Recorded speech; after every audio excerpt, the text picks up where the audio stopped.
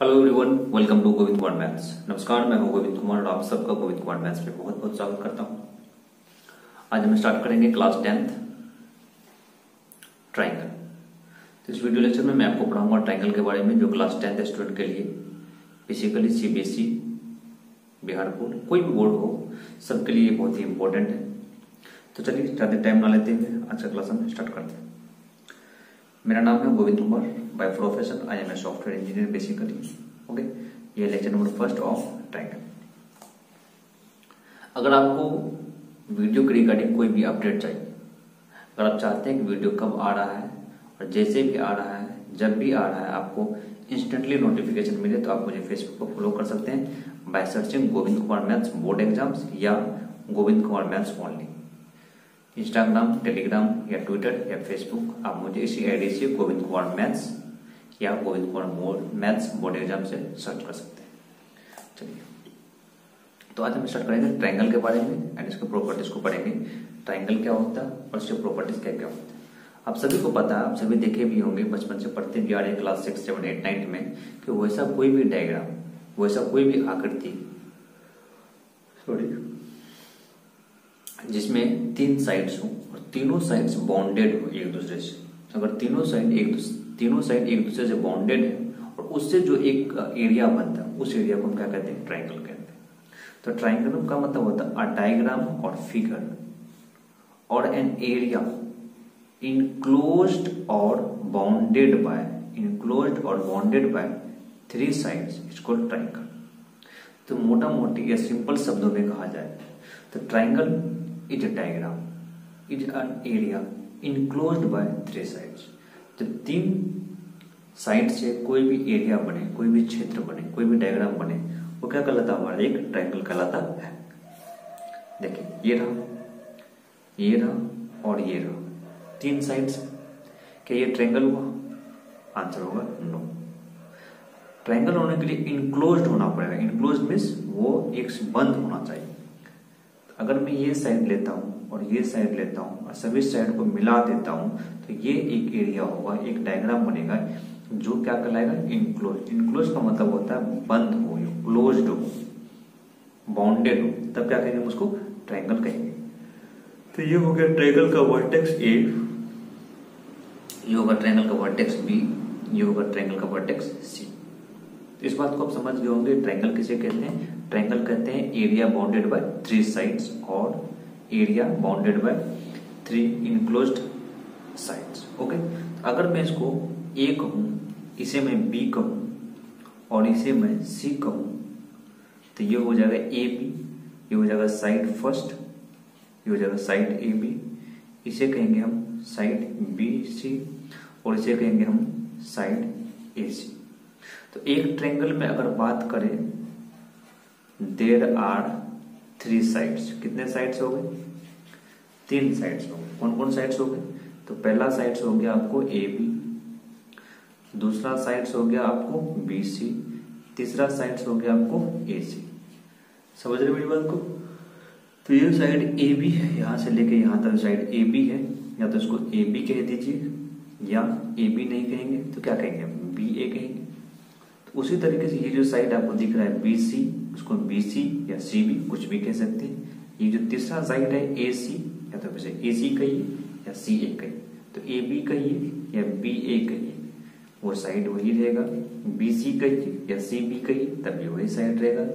ए सी कहिए या सी ए कहिए, तब भी क्या होगा? वही साइड रहेगा। ठीक है, चलिए। The sum of all interior angle of a triangle is 180 degree. कहने का मतलब ये है कि अगर कोई भी ट्रायंगल है, जैसे मान लीजिए एक ट्रायंगल है ए, ये ट्रायंगल है बी और ये ट्रायंगल है सी, ए बी सी तीनों उसका वर्टेक्स हो गया।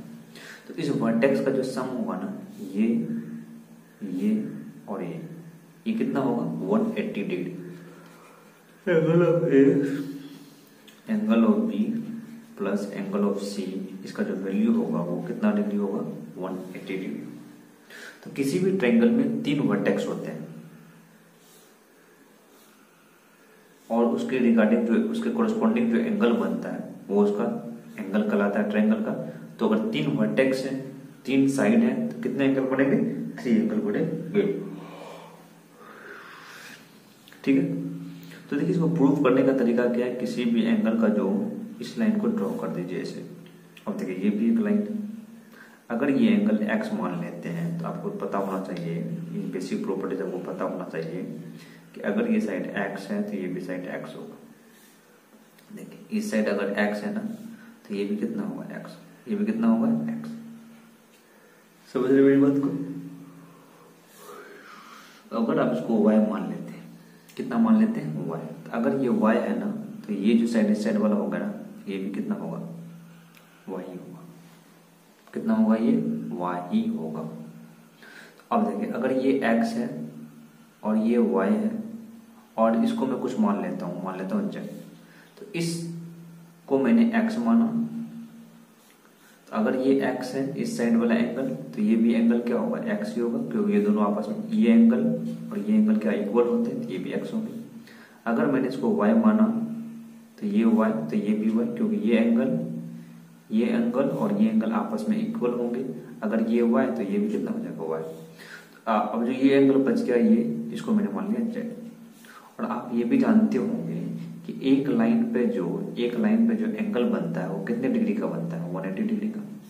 तो अब ध्यान से देखिए ये जो लाइन है ना, ये लाइन इस तरीके से, तो ये पूरा एंगल यहाँ से लेके यहाँ तक कितना होना चाहिए 180 डिग्री।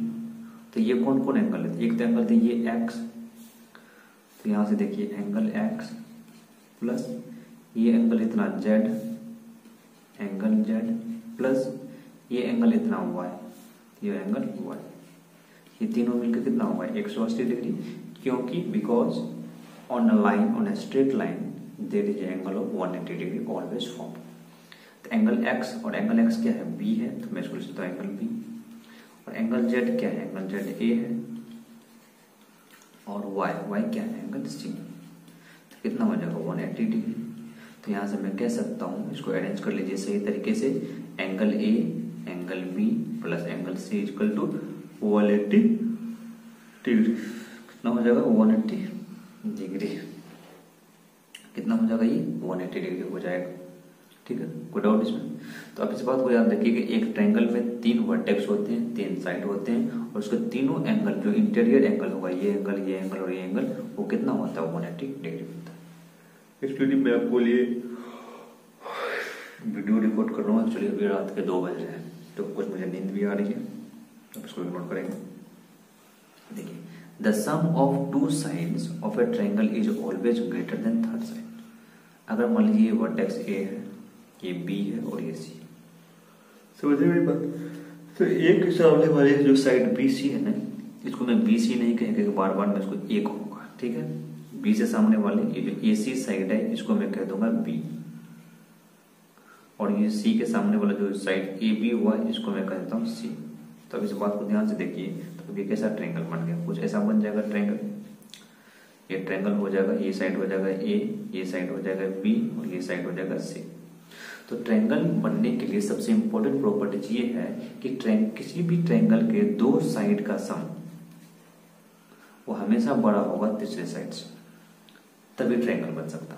अगर ऐसा नहीं हो रहा है तो अब ये बात चलिए कि अब ट्रायंगल नहीं बना पाएंगे। अगर मैं इस दोनों को जोड़ूं, ए और बी को मैं जोड़ दूं, ये हमेशा इस तीसरे साइड से बड़ा होना चाहिए।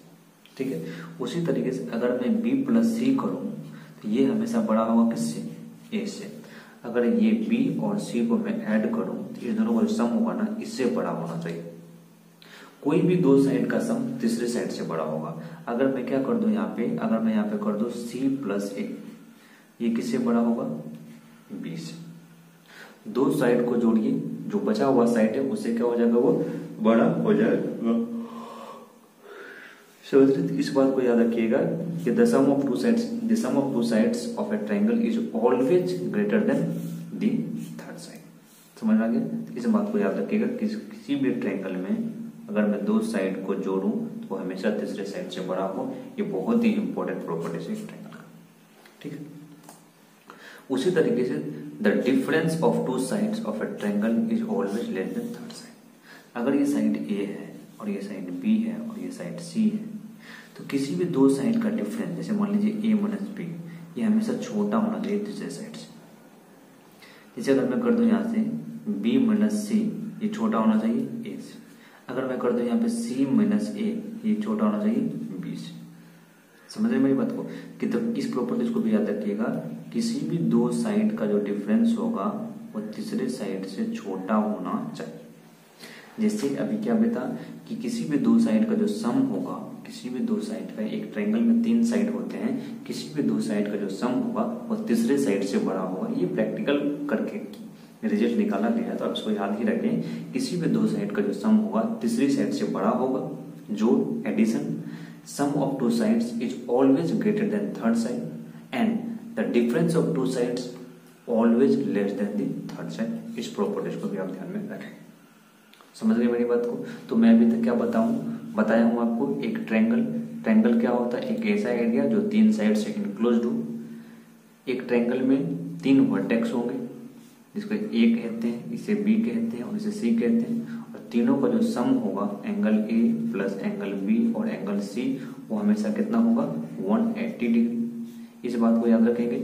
और मैंने क्या बताया, सम ऑफ टू साइड, दो साइड का जो सम होगा हमेशा तीसरी साइड से बड़ा होगा, और दो साइड का जो डिफरेंस होगा हमेशा तीसरी साइड से छोटा होगा। तो ये जो बेसिक क्वेश्चन कंसेप्ट में ट्रायंगल का पढ़ाया हूँ, इसको ध्यान रखेंगे। आने वाले वीडियो लेक्चर में मैं क्लास जैसे लेवल पढ़ेगा तो इन सबों का काम पड़ेगा। मेनली क्लास 10th में ये सब पढ़ने के लिए है नहीं, मेनली क्लास 10th में पढ़ने के लिए थेल्स थ्योरम से स्टार्ट है आपका क्लास 10th। लेकिन मैं चाहता हूँ उस थेल्स थ्योरम से जाने से पहले जो बेसिक कंसेप्ट है ट्रायंगल का, आपको वो समझ में हो। अगर आप कभी मान लीजिए कुछ प्रॉपर्टीज ऐसा आ जाए कि जहाँ पे मुझे ये बताना पड़े कि किसी भी ट्रायंगल का जो सम होता है इंटीरियर एंगल का वो 180 डिग्री होता है, तो अगर आपको नहीं पता है, थोड़ा सा भी दिक्कत है, तो प्रॉब्लम हो सकता है। सम ऑफ टू साइड्स और डिफरेंस ऑफ टू साइड में कोई रिलेशन आ जाए और आपको नहीं पता है, तो फिर आपको दिक्कत रहेगा। तो इस बात को ध्यान में रखें कि जो मैं आपको पढ़ाया हूँ उससे आप नोट करते जाए। देखिए ऑनलाइन क्लास में सबसे प्रॉब्लमेटिक दिक्कत कहाँ पे आती है, वो दिक्कत आती है आप कैसे आप हमसे पूछेंगे, कैसे आप हमसे जुड़ेंगे। तो अगर आपको कोई भी डाउट कि आपको प्रॉब्लम है और हमसे पूछ नहीं पा रहे हैं, तो आप कमेंट में बताएं।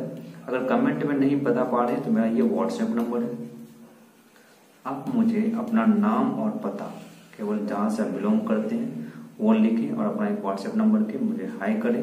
और इस नंबर, ये मेरा व्हाट्सएप नंबर है, आप मुझे हाई करके नेम और एड्रेस सेंड करें। और जो भी क्वेश्चन है आप मुझे स्क्रीनशॉट लेके या मोबाइल से पिक लेके आप मुझे इस पर सेंड करें। मैं आपको हो सकता हूँ वहीं इंस्टेंटली रिप्लाई कर दूं। अगर कॉमन प्रॉब्लम होगा सबके लिए, जैसे मान लीजिए 10 स्टूडेंट है, लगभग में सबने एक ही टाइप का सवाल कराया है, तो मैं उसको वीडियो लेक्चर में ही बता दिया करूँगा। इस व्हाट्सएप नंबर को आप सेव कर लें मेरे नाम से, गोविंद सर से।